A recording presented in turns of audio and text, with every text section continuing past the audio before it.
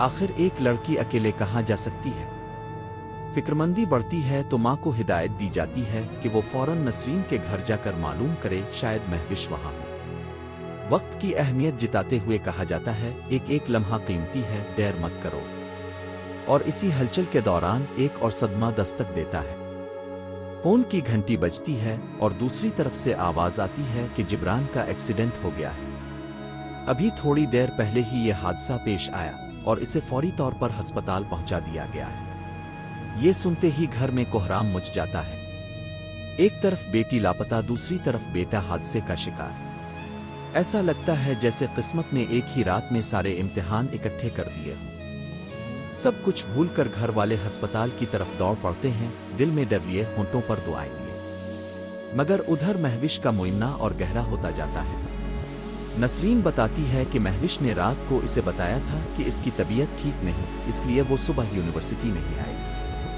मगर अब सवाल यह है, अगर वो यूनिवर्सिटी नहीं गई, सहेली के पास भी नहीं, घर में भी नहीं, तो आखिर गई कहाँ? और फिर एक और राज खिलता है जो मामले को मजीद संगीन बना देता है।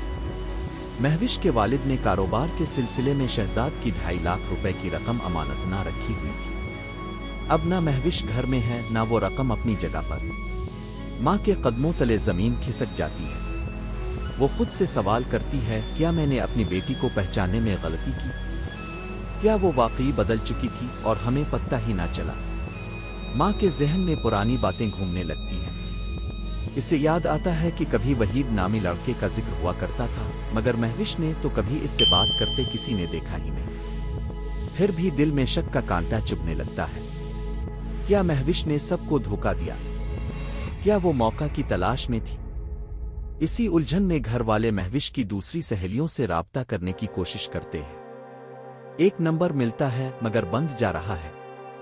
दूसरी सहेली से राब्ता होता है, मगर वो भी यही कहती है कि गुज़िश्ता 2 दिन से महविश से मुलाकात ही नहीं हुई। हर दरवाजा बंद होता जा रहा है और हर जवाब सवालों का अंबार बढ़ा रहा है। उधर अस्पताल में माहौल मजीद कर्बनाक हो जाता है। एक औरत बार बार इल्तिजा करती है, मेरी इज्जत बचा लो, मैं ये गलती पहले भी कर चुकी हूँ, दोबारा नहीं सह सकूंगी। इर्द गिर्द मौजूद लोग इसे तसल्ली देते हैं, हौसला देते हैं, मगर खौफ की वो लहर जो घर में फैल चुकी है, आसानी से थमने वाली नहीं। फिर एक अहम मोड़ आता है। ड्राइवर एक ऐसी बात बताता है जो पहले छुपाई गई थी। वो कहता है कि जिस दिन वो महविश और नसरीन को यूनिवर्सिटी छोड़ रहा था, एक लड़का बाइक पर मुसलसल उनका पीछा कर रहा था। इसने गुस्से में आकर इस लड़के की पिटाई भी कर दी थी, मगर महविश ने रोकते हुए कहा था कि वो इसे जानती है। ये सुनते ही सबकी आंखें खिल जाती हैं। सवाल उठता है, वो लड़का कौन था? और जवाब मिलते ही जैसे सब कुछ वाज़ेह हो जाता है, वहीद के अलावा और कौन हो सकता है? अब ये यकीन सा बन जाता है कि महविश किसी साजिश का हिस्सा नहीं, बल्कि खुद अपनी मर्जी से वहीद के साथ निकल गई है। गुस्सा, दुख और बेबसी एक साथ घर पर छा जाते हैं। खानदान की इज्जत, बरादरी में साथ और ऊपर से माली नुकसान, सब कुछ एक साथ दांव पर लग जाता है।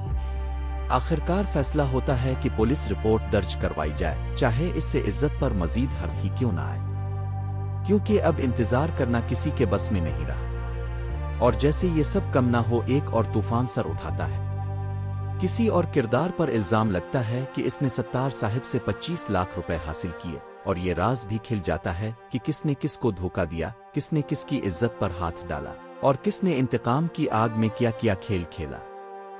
यहाँ तक आते आते कहानी एक ऐसे मोड़ पर पहुंच जाती है जहां हर किरदार किसी न किसी राज के बोझ तले दबा नजर आता है। क्या महविश वाकई अपनी मर्जी से गई?